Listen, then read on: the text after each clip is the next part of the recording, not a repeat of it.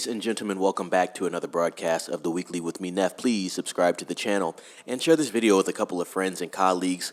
I'm trying to reach 1,000 subscriptions, and every subscription helps me out a lot. And now let's talk about the battle of the weekend, Memorial Day weekend. We have Disney versus Paramount Pictures, and I am speaking on Lilo and Stitch and Mission Impossible.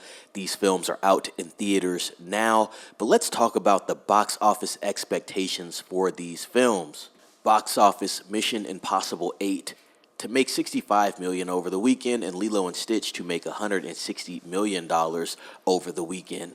You guys know I am into worldwide tallies. I think this is just domestic, but let's read into it anyway.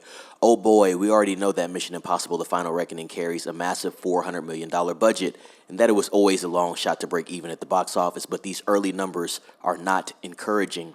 Now, the writer of this article seems to think, based off those domestic values, that it's not a good box office start.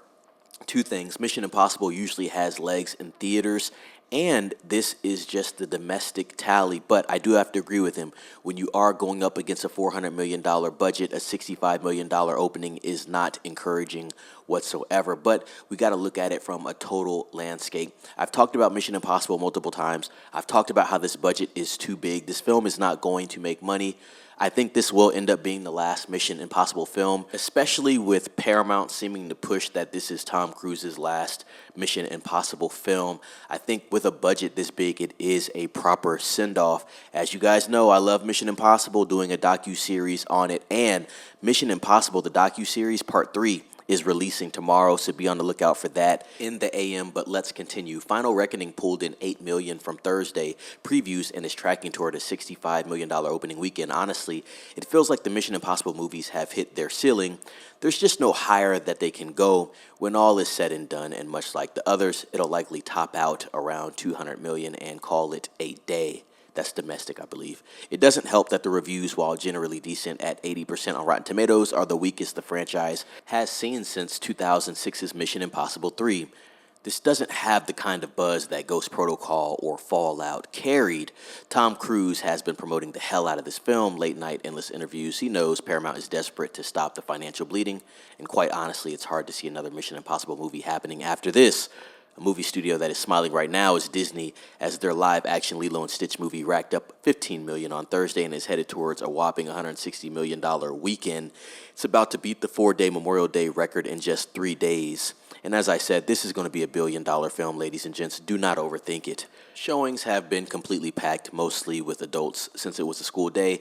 Many of them were no doubt wearing Stitch merch or carrying plushies, and we know the popcorn buckets are insane. The overall lesson here: Disney really has an unmatched grip on the industry. No other studio can turn its IP into box office gold quite like they can. Their animated classics carry so much nostalgic weight that people keep turning out for every new live-action remake. And to piggyback on that thought there, this is my thought on Lilo and Stitch live action. Because that actual animated show was so good, this is why you have this type of reaction for a live-action Lilo and Stitch. And while they are playing it safe with the story, they're following the animated version beat by beat. I know there are some characters that are not going to be in this film, but if they keep it as simple as possible, they're going to do nothing but win with this movie, and that's what's going to happen, ladies and gents. So please let me know right now down in the comments, are you going to watch either of these films this weekend? I'm going to watch Mission Impossible: The Final Reckoning tomorrow night. I'll have my review up more than likely Sunday morning, but it will definitely be a great discussion to be had, ladies and gents. A lot of pressure on this film. As I said, I like Mission Impossible, want the film to do well, but with a $400 million budget you're throwing around out there, Paramount, it is going to be tough. And by the way, side note, if you guys didn't know, that latest Gladiator by Ridley Scott, Gladiator 2, that cost about $300 million as well. So a lot of money being thrown around at Paramount, and I think they're going to be sold off very soon, but we'll keep our eyes on that. Ladies and gents, subscribe to this channel, please. It helps us out a lot, helps me out a lot. I appreciate your support, everybody that's watching, everybody that's sharing. Once again, got to reiterate that. Please like this video and ring the bell for notifications for more updates on these type of pieces of information and my thoughts on them. Be safe. It's Neff signing off.